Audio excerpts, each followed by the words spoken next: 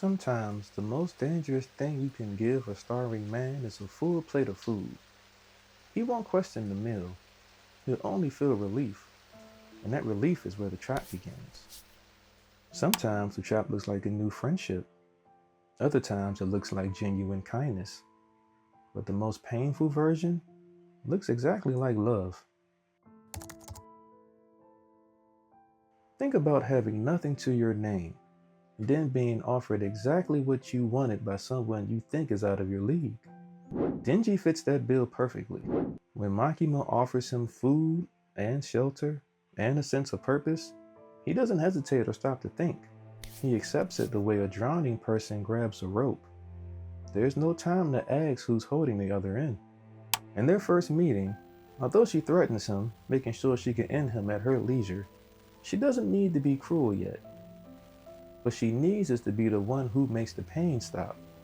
So she offers him a job, then feeds him. His nervous system has been running on starvation and danger for years, and she just turned that pressure off. And this is everything. When someone calms a system that's been in chaos for a long time, you don't argue with them. You don't analyze their motives. You feel the relief. And then you start listening, because the body remembers who made the pain stop. It begins orienting towards that person without asking for permission first. And this is where the foundation of manipulation begins. Denji lets himself feel calm for the first time in his life. And when that comfort becomes normal, the dependence grows slowly. Makima builds a structure where food, safety, and purpose all come from the same source, her. And once that structure is in place, leaving doesn't feel like freedom. It feels like choosing to go back to starvation. It doesn't feel like a trap because it's solving a real problem. The relief is genuine. The payoff is real. She's not pretending to feed him. She actually does. The manipulation is not in the act. It's in how the act is constructed. Gratitude does what fear never could. It makes him want to stay. While fear makes you look for exits, gratitude makes you feel like leaving would be wrong. So he stays, because she made staying feel like the first good thing that's ever happened to him. When Denji's first words to her are a plea to be held, this isn't him making a request. He's surrendering.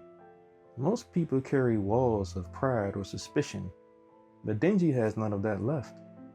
He's so hollowed out by the simple act of staying alive that he'd trade his entire future for a few seconds of being held. For Makima, this isn't a sweet moment. It's the moment the blueprint for his control becomes obvious. She doesn't need to break him because he's already broken. She only needs to be the one who picks up the pieces. His buy-in price isn't money or power. It's the feeling of not being left alone for 5 minutes. Once she knows that's all it takes, the system she builds doesn't really need to be complicated. The evil genius of her method is that every moment of closeness is tied to compliance. Every reward comes with obedience.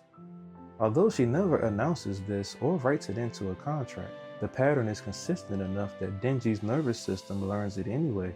Our bodies are pattern machines that don't need things spelled out to understand the rules.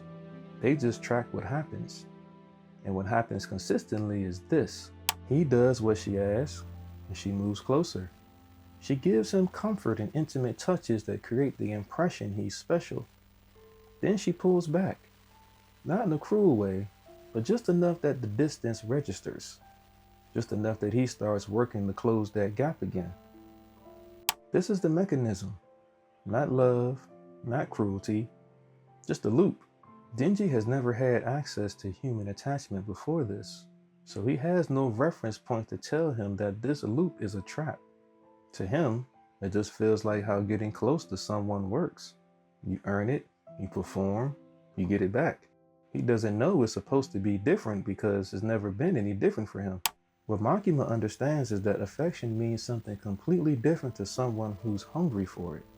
Most people experience warmth as an ambient feeling in the background of their lives. It isn't something you have to chase, but for Denji, it's a sacred resource. When you've been starving your entire life, You tend not to scrutinize the source of the food. You just go towards it, and she exploits exactly that. She offers him the feeling of being seen and being someone's first choice instead of a last resort. Then she ties all of that to his usefulness. She makes him feel like these things only exist when he's performing and delivering results. So he starts shifting his entire internal world around her approval. Not because she forced it, but because her approval became the only currency that felt real. Her presence to him starts to equate to feeling good. When she pays attention to him, it feels like he finally matters. And once that equation is written into the body, it no longer becomes a conscious thought. It becomes automatic. This is where authority fuses with reward. She isn't just someone he wants to please. She feels like someone whose displeasure becomes a threat to his existence. From their first meeting, she makes it clear that she can end him. And that's never not true. That combination of comfort and pressure woven together from the same source is what makes the system complete. She made herself the only place where safety lives. He can't detach from the fear by walking away because walking away comes with its own threat. He isn't trapped behind a locked door. He's trapped inside a logic that has no exit that he can see. There's a point where you stop asking what you want, not because someone took the question away, but because the question begins to feel irrelevant. It might even feel dangerous. Wanting something different means risking the only thing keeping you together. So the question disappears, quietly, without a fight. It happens to Denji over time as he gradually starts to shrink. The things that were his instincts, and his fragmented desires all start to bend in her direction. It's no longer about what he wants, and it becomes about what Makima wants from him. Eventually, he stops noticing the difference between those two things. And that is the erosion. It doesn't feel like destruction from the inside. It feels like adapting. It feels like getting better at survival. Every time he focused on her, it worked. Every time he prioritized her approval, the threat receded. His mind learns that this is how you stay alive. This is how validation gets reinforced. Shrinking towards her, making himself visible to her, losing the angles that don't serve her. Every need is traced back to her, and every moment of safety is routed through her. Every piece of his identity only survived in relation to her. The version of Denji that exists by the time this system is fully running isn't really his. It's the version she needed him to be. What's heavy about this isn't just the control. It's the fact that Denji doesn't feel it as a loss. He feels it as love.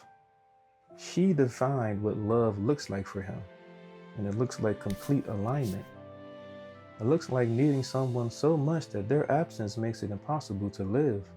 By the end, what he feels isn't love in the way most people mean it. It's survival in the only shape that he's ever known. When safety and fear come from the same source, walking away doesn't feel like freedom. It feels like self-destruction. The bars didn't feel like they were closing in because they were built from the inside.